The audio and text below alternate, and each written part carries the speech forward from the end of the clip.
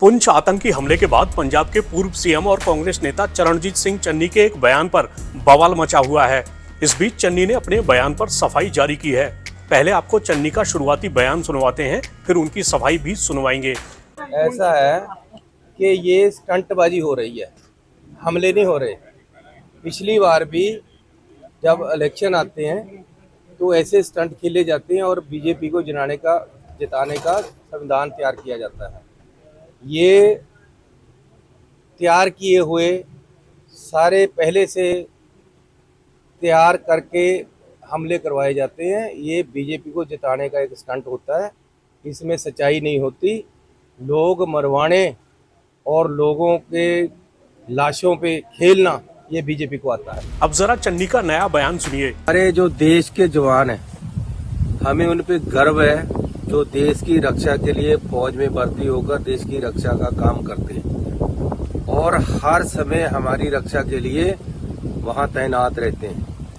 मैंने एक बयान ये दिया है कि पिछले इलेक्शन में जब पार्लियामेंट के इलेक्शन थे, हमारे 40 जवान शहीद हो गए और उन पे अटैक हुआ। आज तक सरकार ने ये पता नहीं किया कि वो अटैक किसने किया, कौन लोग उसके जिम्मेवार हैं। अब फिर इलेक्शन आया है, फिर हमारे जवानों पे अटैक हुआ, फिर जवान शहीद हुआ।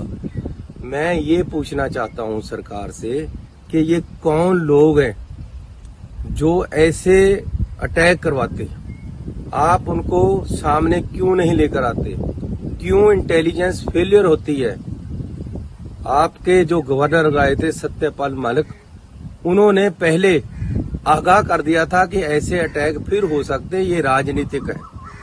आपका जो प्रधान है बीजेपी का पंजाब का, सुनील जाखड़, जब पहले अटैक हुआ 40 जवान शहीद हुए, उसने प्रधानमंत्री जी का इस्तीफा मांगा था कि ये साजिश के तहत अटैक हुआ। उसकी मेरे पास वीडियो है, मैं जारी कर रहा हूं। उन्होंने पूरी जनता में स्टेज पे बोला कि जी अमित शाह जी, प्राइम मिनिस्टर का इस्तीफा मांगो, हमारे 40 जवान शहीद हो गए। आज फिर जवान शहीद हो गए हैं। मैं जाखड़ जी से पूछना चाहता हूं, आज आपका स्टैंड क्या है? मैं ये कह रहा हूं बीजेपी से कि तू इधर उधर की बात मत कर, बता के काफिला लुटा क्यों? मुझे राह जनों से गरज नहीं, तेरी रहबरी का सवाल है।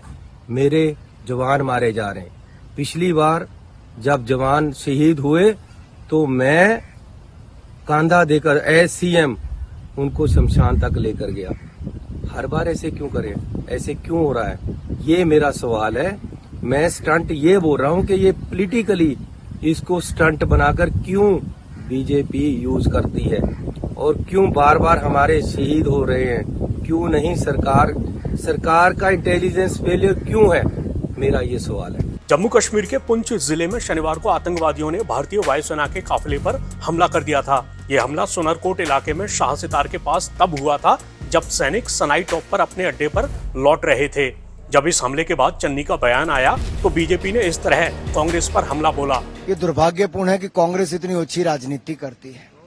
राष्ट्रीय सुरक्षा को लेकर भी कांग्रेस गंभीर नहीं है और ये भी दिखता है कि कांग्रेस, जिसके राज्य में हजारों किलोमीटर भूमि एक्साइचिन एरिया में लद्दाख के ऊपर भी चलेगी, जो चीन ने कब्जा कर लिया, पाक अधिकृत कश्मीर बन गया, कच्चा थीवू आइलैंड दे दिया और अब हमारी सेना को कमजोर करने के लिए कहते हैं परमाणु हथियारों को नष्ट कर देना चाहिए और अब उसके बाद एक और घटिया बयान दे दिया।